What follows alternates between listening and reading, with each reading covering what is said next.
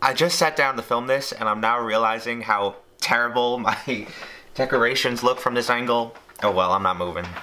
What is going on though, peeps? Welcome back to a brand new video. It is December 14th. The month is flying by. Appropriately enough, we gotta get into some peppermint recipes. I give you 4 options on my Instagram poll. You guys voted on the peppermint macarons. Do not hate me, I will unintentionally be saying both of those words throughout this video. If you have followed my channel for a while, you may know that I've never made macarons before. And a big reason for that is because the main ingredient is almond flour, which obviously I cannot eat. And after a little bit of research, it seems like pumpkin seeds are the most viable replacement. I found that on multiple different blogs, including this one from Honest Cooking. So the first thing I'm gonna do is just simply use Tasty's recipe and sub out the almond flour for ground pumpkin seeds. Do I expect this to work? Not really, but let's give it a try.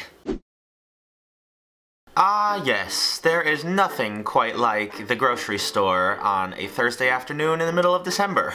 Especially when that store doesn't have any pumpkin seeds. Maybe the local Walmart, which is a shot in the dark, but they had them in bulk actually. When I got home, I grabbed some powdered sugar and chocolate chips, some peppermint extract and heavy cream, a few candy canes to crush up, some salt and sugar, a few eggs, and then obviously the pumpkin seeds that we just found. Now naturally, step 1 is to grind up our pumpkin seeds into a fine powder. I did this 2 or 3 times between sifting. I was hoping to get out any extra pieces of shell or larger pieces of seed that wouldn't grind up. And by the end I was pleasantly surprised with how fine and soft this seemed to be. So I sifted together my powdered sugar and almond flour substitute, added a little bit of salt as well, and then gave that a good mix. You do have to set this to the side though while we whip up our eggs. These are 3 egg whites at room temperature, as well as a little bit of salt. And I want to say it took me 5 or 6 minutes to get to firm peaks. You also want to add in a little bit of sugar at the end, and I did that upside down test to make sure it wouldn't fall out. Now right into my whipped egg mixture, you slowly add in your dry ingredients, folding in the ingredients a few times before adding in any more.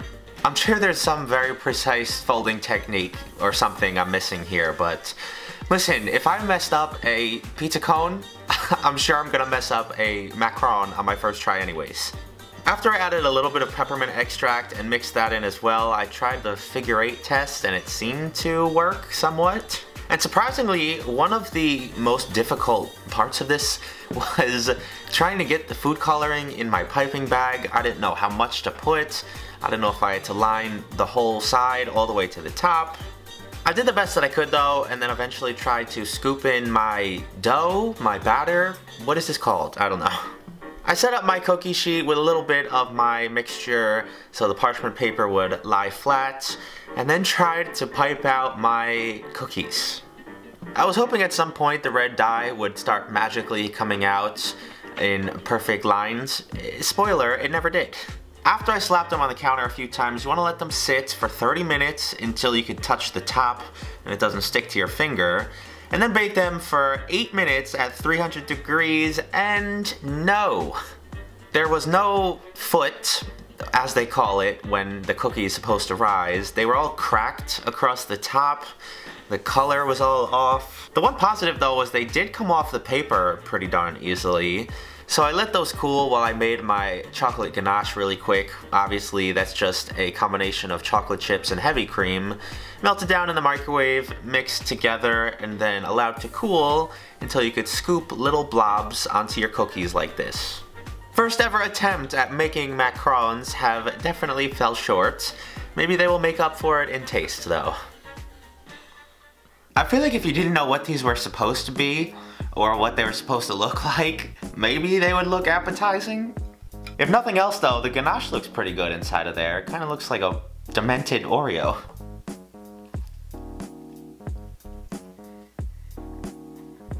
Now I don't know what these are supposed to taste like or feel like in your mouth, but I don't think this is it.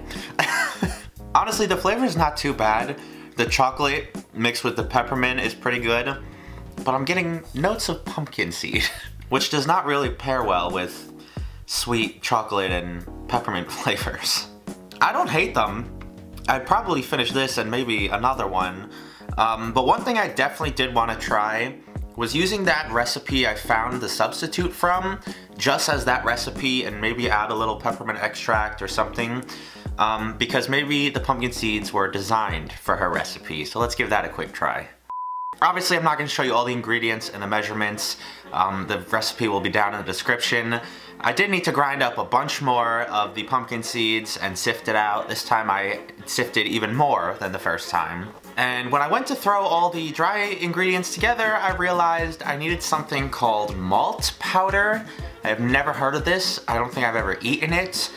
So I ran back to the store, and the only thing I could find that resembled this was this chocolate malt powder. Now when I read the ingredients of this, it's pretty much just the basic malt powder mixed with some cocoa powder, and because the recipe has cocoa powder in it, I'm just gonna use this for both of those measurements. I'm also gonna food process all of my dry ingredients together this time, because Tasty did that in their recipe and I didn't do that the first time. I also kind of like the fact that they use grams and ounces for this, because saying 5 egg whites is a lot less specific than saying, say, 5 ounces of egg whites. You can get it pretty precise. With that being said, if you do not own a kitchen scale of this sort, you're up a creek for this one. I don't know what to tell you. This egg white mixture was also really different in that you added stuff like vanilla extract and sugar and salt to the egg whites and then beat it to get a meringue. That took about 10 minutes of straight beating, but I think I got to the point where I needed. And this recipe very clearly says to dump in all of the dry ingredients at once, so that's what I did. I folded them all together again.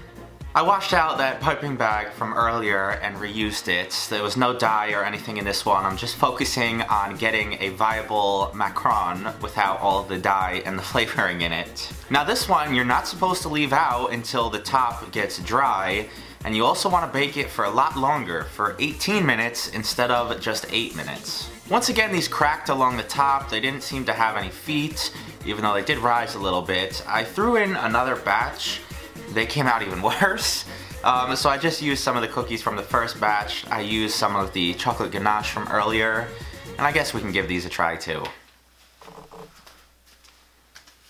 Now, in my opinion, overall these do look better. They rose a little bit. There's also a lot more chocolate in there because it cooled down. Obviously, it was harder to spread. There's like the most minuscule little foot on the top one there. I'm gonna count that as a semi-win. Honestly, now that I'm eating this, I feel like the first ones might have just been undercooked. Because look how much air and like dryness is in the middle of this. It looks a lot better. I'm sure this is not anywhere close to where I'm supposed to be, but it's a slight improvement. Unfortunately today, 2 attempts is gonna be all I have to muster up for you. Hope you guys enjoyed today's video. If you did, leave me a big like. Follow me over on Twitter and Instagram if you haven't already. Let me know down in the comments if you have any constructive criticism, if you know of any better substitutes than pumpkin seeds. Other than that though, have an awesome weekend, and I will hopefully see you right back here next time. Peace.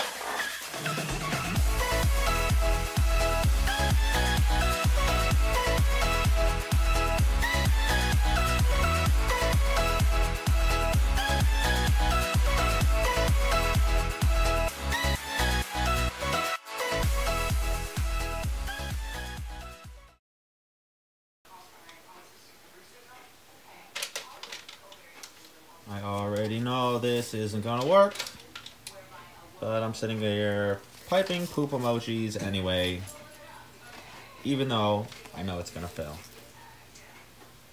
Feeling alright? No, I'm not feeling okay, because I'm piping poop emojis, spending hours, and I'm gonna have to do this 3 more times, and everyone's gonna bully me in the comments. That's how I'm feeling. Thank you for asking.